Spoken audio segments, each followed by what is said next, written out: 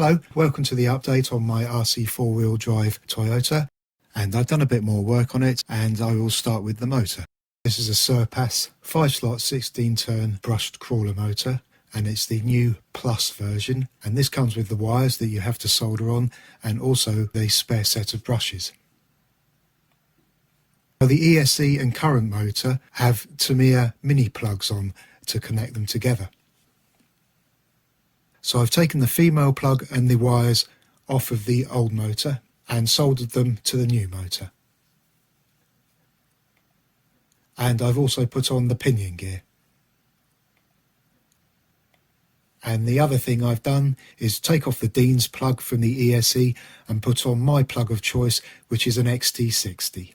And I have these on most of my batteries and ESCs because I find them the easiest to connect and disconnect.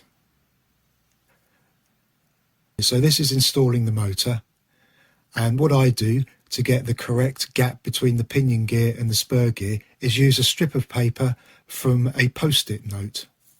I find this is just about the right thickness when you pass it between the two gears to give the right gap. And when you've passed it through, if it leaves your paper in this shape, you know you've pretty much got it spot on. And I run a couple more through just to make sure the adjustment's correct and also that I've tightened up the motor screws enough. So here we have the chassis with everything fitted, and the ESC is stuck to the plate with double-sided tape. The receiver is inside the box which sits behind the ESC, and the wires are all tucked neatly out of the way and secured with cable ties. Right, I'll pop the body on, and if you'd like to join me in the garden, I'll give it a little test run.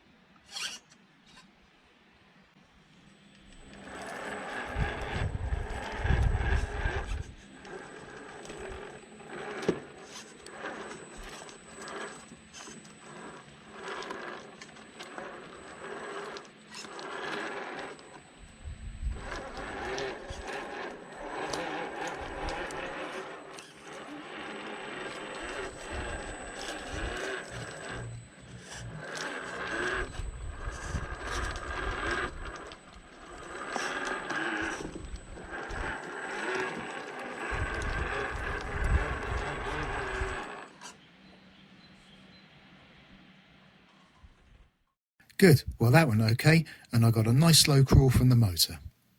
But I did notice one thing that I want to sort out, so we'll take it back inside and do some more work on it. Okay, so we're back inside, and during the run I noticed that you could see the motor and the servo through the grille, and I'm not too keen on that. So I had a look around for something I could put on the inside of the grille to cover it, and I found this. And it's half of a generic interior left over from one that I bought for my FTX Outback High Rock. I took off the bracket that holds the grille to the front of the body, and I drew round it and then cut it out and then sprayed it silver. Then I popped it back into the front of the car and decided that I didn't like it. So I did what I should have done in the first place and Googled images of 1980s FJs and saw that they were black behind the grille. So I took mine out and sprayed it matte black, put it back in, and now I like it. One of my concerns that I mentioned in the last video was about the figures and if they looked a little bit too short or sat a bit too low. And I received a lot of positive feedback from people saying that they suited the vehicle and looked okay. And I really appreciated that because it made me decide to keep the figures. I did get 2 suggestions which I decided to combine, and one of them was from Dell 350K4, and he suggested sitting them on cushions. And the other suggestion was from Steve from RC Crawlers Mid Wales, and he suggested sitting one higher than the other.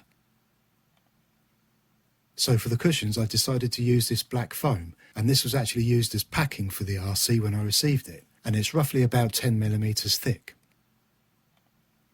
So I cut a strip of that and fixed it onto the seat with a couple of small blobs of hot glue. And I fixed the figures on top of that, sitting one slightly higher than the other. So if we just have another look at this photo of them before they were raised up, I hope you'll agree that they look much better now they're sat on a cushion. So from the side, this is a passenger, and from the other side you can see the driver and the passenger, and I'd like to say a big thank you to Dale and a big thank you to Steve, and I feel much better about how they look.